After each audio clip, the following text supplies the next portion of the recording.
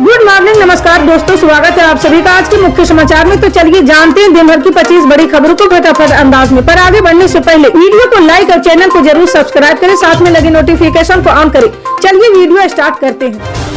जी हाँ, आपको बता दें कि हरियाणा में चुनाव का मौसम आते ही कर्मचारी राजनीतिक गरमाने लगी है। राज्य के कर्मचारियों ने पुरानी पेंशन योजना की बहाली को लेकर सरकार पर दबाव बनाना शुरू कर दिए हैं। जी हाँ, रविवार को हजारों कर्मचारियों ने ओपीएस की बहाली को लेकर पंचकुला में जोरदार प्रदर्शन किया है और चेतावनी दी है कि अगर ओपीएस को बहाल नहीं किया गया तो सरकार बदल दी जाएगी। जी हाँ, कर्मचारी नेताओं का मानना है कि देश के अर्थशास्त्री और राजनेता पुरानी पेंशन योजना को लेकर जो बयान दे रहे हैं वे तर्क संगत नहीं है, क्योंकि राज्य के विधायक और सांसद खुद कई पेंशन ले रहे हैं। जी हां, हरियाणा के कर्मचारी इसलिए भी पुरानी पेंशन योजना को बहाल करने की मांग कर रहे हैं क्योंकि कांग्रेस शासित राज्यों छत्तीसगढ़, राजस्थान और हिमाचल प्रदेश में इस योजना को बहाल करने की प्रतिक्रिया शुरू कर दी गई है। जी हाँ, आपको बता दें कि अगले साल यानी 2024 में होने वाले आम चुनाव में बीजेपी ने उत्तर प्रदेश की सभी लोकसभा सीटें जीतने का लक्ष्य तय किए हैं। इनमें उन सीटों पर ज्यादा फोकस किया जा रहा है जिन्हें पार्टी साल 2019 में हार गई थी। 4 केंद्र मंत्रियों को इन क्षेत्रों में पार्टी की ताकत और कमजोरी का आकलन करने की जिम्मेदारी सौंपी गई है। जी हाँ, राज्य में गैर बीजेपी के कब्जे वाली सीटों में बिजनौर, अमरोहा, मुरादाबाद, संभल, रायबरेली, घोसी, लालगंज, जौनपुर, अंबेडकर नगर, गाजीपुर, सरस्वती, मैनपुरी, सहारनपुर और नगीना शामिल है। इनमें से रायबरेली पर कांग्रेस की सोनिया गांधी का कब्जा है। समाजवादी पार्टी के उत्तर प्रदेश से 3 लोकसभा सांसद हैं, जिनमें डिम्पल यादव, एसटी हसन और शफीकुर रहमान बर्की शामिल है। वहीं राज्य से बसपा के 10 लोकसभा सांसद हैं।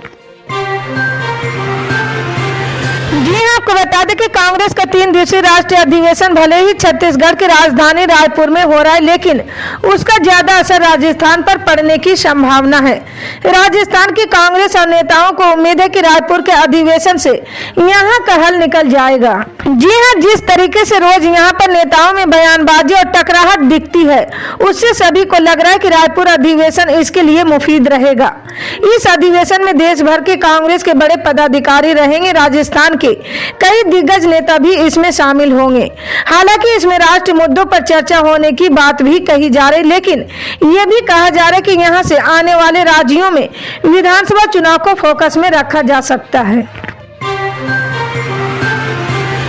जी हाँ, आपको बता दें कि देश में अगले आम चुनाव को लेकर बिहार के सीएम नीतीश कुमार ने बड़ा बयान दिया था। जी हाँ, नीतीश कुमार ने कहा था कि भारत जोड़ो यात्रा के बाद अब कांग्रेस को आगे आना चाहिए और विपक्षी एकजुटता में देरी नहीं करनी चाहिए। नीतीश के इस बयान पर अब कांग्रेस की तरफ से भी संदेश आया है। जी हाँ, कांग्रेस नेता जयराम रमेश ने भारत जोड़ो यात्रा को लेकर कहा कि विपक्षी की एकता जरूरी है। इस एकता के लिए ही कांग्रेस ने भारत जोड़ो यात्रा निकाली थी। हम अपनी भूमिका अच्छी तरह से जानते हैं। कांग्रेस एकमात्र पार्टी है, जी हाँ, जिसने कभी बीजेपी से समझौता नहीं किया है। हमारा एक ही चेहरा और हम बीजेपी के सामने हैं। जी हाँ, विपक्षी एकता के सवाल पर जयराम रमेश ने कहा कि भारत जोड़ो यात्रा के दौरान सभी पार्टियों को न्योता दिया गया था। यात्रा के बाद परिवर्तन देखने को मिला। अब इस यात्रा को लेकर ही अधिवेशन हो रहा है।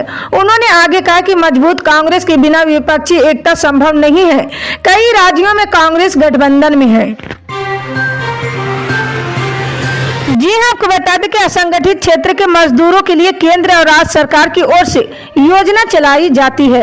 ऐसे ही एक स्कीम उत्तर प्रदेश सरकार की ओर से महात्मा गांधी पेंशन योजना के नाम से चलाई जा रही है। ये योजना असंगठित क्षेत्र के मजदूरों को पेंशन का लाभ देती है। राज्य सरकार बुजुर्ग व्यक्तियों और आत्मनिर्भर बनने के लिए ये योजना चला रही है। जी हाँ, इस योजना के तहत 60 वर्ष से ज्यादा उम्र के लोगों को पेंशन योजना का लाभ दिया जाता है। इससे कम उम्र के लोगों को योजना का लाभ नहीं मिलता। यूपी सरकार की ये योजना 1000 रुपये की पेंशन हर महीने देती है। ये रकम सीधे असंगठित क्षेत्र के मजदूरों के अकाउंट में भेजी जाती है। जी जी हां, आपको बता दें कि दिल्ली के उप मुख्यमंत्री मनीष सिसोदिया रविवार को दिल्ली शराब नीति मामले में पूछताछ के लिए पेश नहीं हुए हैं। उन्हें रविवार 19 फरवरी को केंद्र जांच ब्यूरो के कार्यालय में बुलाया गया था। सीबीआई के अधिकारियों ने बताया कि दिल्ली सरकार के वित्त विभाग का प्रभार संभालने वाले सिसोदिया ने कहा कि बजट बनाने में बिजी होने की वजह से वे एक सप्ताह के बाद ही पूछताछ के लिए उपलब्ध हो पाएंगे। निजी जानकारी के मुताबिक सीबीआई ने उनकी मांग मान ली है। जी हां, जल्द ही उन्हें नई डेट के साथ दूसरा समन भेजा जाएगा। उधर इस मामले में सिसोदिया ने एक और बड़ा दावा किया है। उनका कहना है कि अगर वो पूछताछ के लिए पहुंचते हैं तो उन्हें गिरफ्तार भी किया जा सकता है। जी हां, आपको बता दें कि समाजवादी पार्टी उत्तर प्रदेश में जाति जनगणना की मांग को लेकर 24 फरवरी को राज्यव्यापी ब्लॉक स्तरीय अभियान शुरू करेगी। पहला चरण 5 मार्च को समाप्त होगा। अभियान 20 फरवरी से शुरू होने वाली यूपी विधानमंडल के बजट सत्र के साथ मेल खाता है। पार्टी अध्यक्ष अखिलेश यादव ने ऐलान किया कि पार्टी इस मुद्दे को विधानसभा में भी उठाएगी। हालांकि अखिलेश यादव ने पार्टी नेताओं को संकेत देता है कि उन्हें सांप्रदायिक और धार्मिक मुद्दों से बचना चाहिए, लेकिन उन्हें पिछड़े और दलित जाति समूहों से संबंधित मुद्दों को उठाने में जी हां कोई हिचक नहीं है।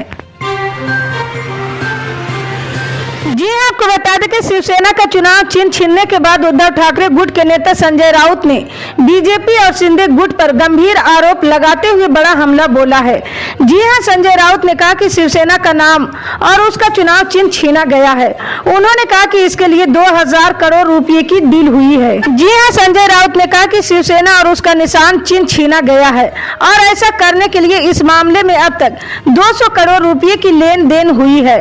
उन्होंने कहा कि ये शुरुआती आंकड़ा है, लेकिन 100% सच है। उन्होंने कहा कि देश के इतिहास में ऐसा कभी नहीं हुआ है। जल्द ही इस बारे में कई खुलासे होंगे। जी हां, आपको बता दें कि पश्चिम बंगाल में पंचायत चुनाव से पहले बड़ी धोखाधड़ी सामने आई है। जी हां, बड़ी संख्या में जीवित लोगों को मृतक बताकर वोटर लिस्ट से उनका नाम कटवा दिया गया था।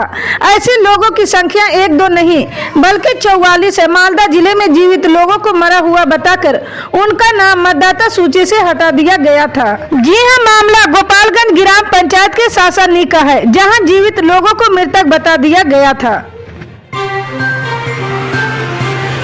जी हां, आपको बता दें कि उत्तर प्रदेश विधानसभा का आगामी बजट सत्र सोमवार से शुरू होने जा रहा है। इस दौरान कानपुर देहात जिले में मां बेटी की हाल में हुई मौत, कानून व्यवस्था और महंगाई समेत अन्य मामलों को लेकर हंगामेदार रहने की आसार हैं। विपक्ष ने भारतीय जनता पार्टी नीतीश सरकार को घेरने की योजना बनाई है। हालांकि राज्य सरकार ने स्पष्ट रूप से कहा कि विपक्ष के पास सदन के पटल पर उसे घेरने के लिए कोई मुद्दा नहीं है। जी हां, आपको बता दें कि अरुणाचल प्रदेश और मध्य प्रदेश में रविवार को भूकंप के झटके महसूस किए गए। बताया जा रहा है कि अरुणाचल प्रदेश के पश्चिमी हिस्से में दोपहर 12:12 पर भूकंप का झटका लगा है, जबकि मध्य प्रदेश के इंदौर में दोपहर 1 बजे झटके महसूस किए गए हैं। जी हां, एक आधिकारिक बुलेटिन के मुताबिक अरुणाचल प्रदेश में रिक्टर स्केल पर भूकंप की तीव्रता 3.8 मापी गई है। इसी तरह की पल पल के अपडेट जानने के लिए जुड़े रहे हमारे न्यूज इंडिया के साथ। मिलते हैं अगली बड़ी खबर में, तब तक के लिए जय हिंद।